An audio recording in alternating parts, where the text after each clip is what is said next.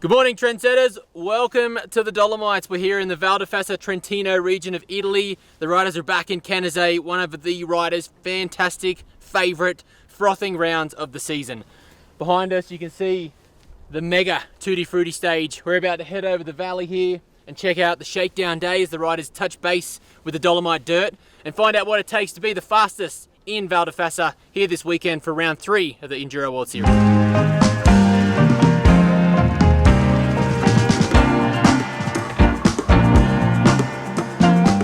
Right, we've made it over to Shakedown day. We're on the opposite side of the valley.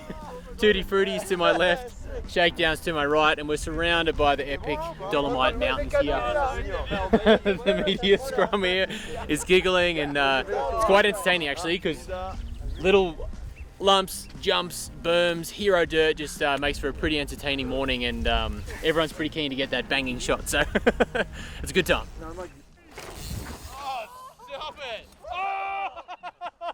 How have you recovered after last weekend to this week? I spent a lot of time in a freezing cold river, Josh. It was freezing. You've been here a couple of times before. What's the secret to racing well in Canazei, in the Trentino region here?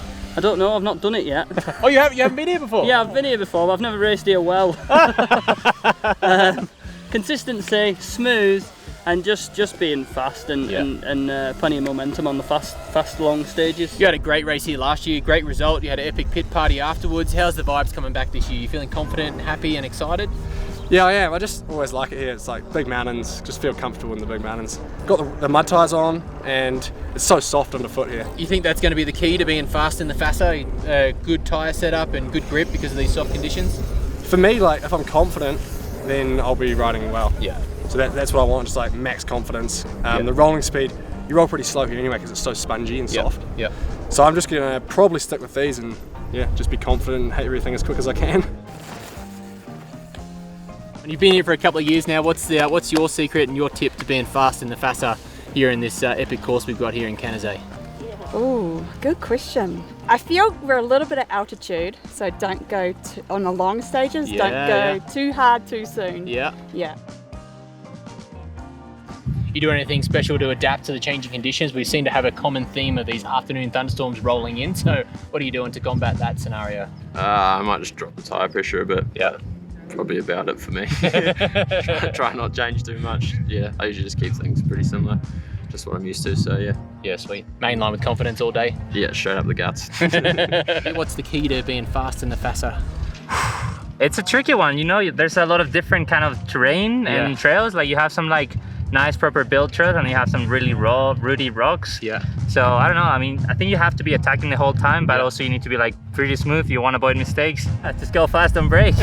What are you looking forward to most about these big stages here in Canazei? Are you looking forward to the long, loamy ones or the short, sharp, gnarly ones? Yeah, it generally takes me a bit of time to spool up the diesel engine here, and so I prefer the longer stages just to really get into it a bit more. After the rain we had last night and the last couple of nights, I think there's going to be a fair few anaconda roots out there ready to take your front wheel at a short notice.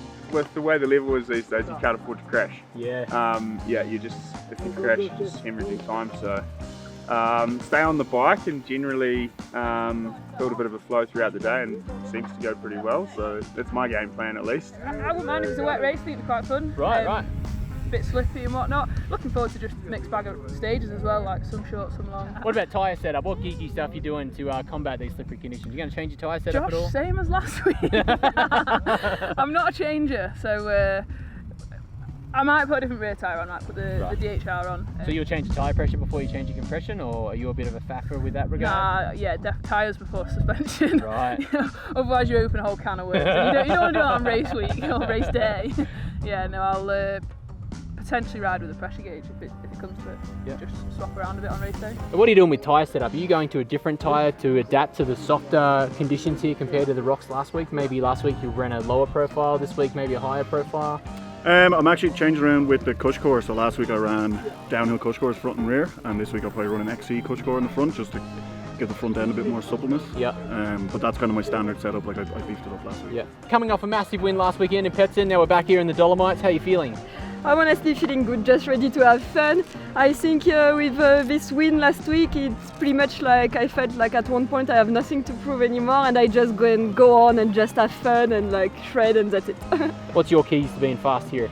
I honestly like all the stage we raced here in the past, and it seems like it's quite a bit of mix of what we raced already. Yep. So I'm looking forward to the long one. I like it because you can get in the zone and try to really like focus on the speed.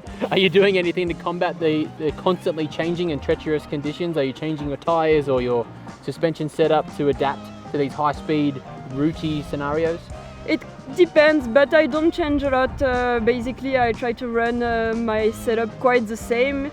If I change my setup, it means it's really, really, really bad.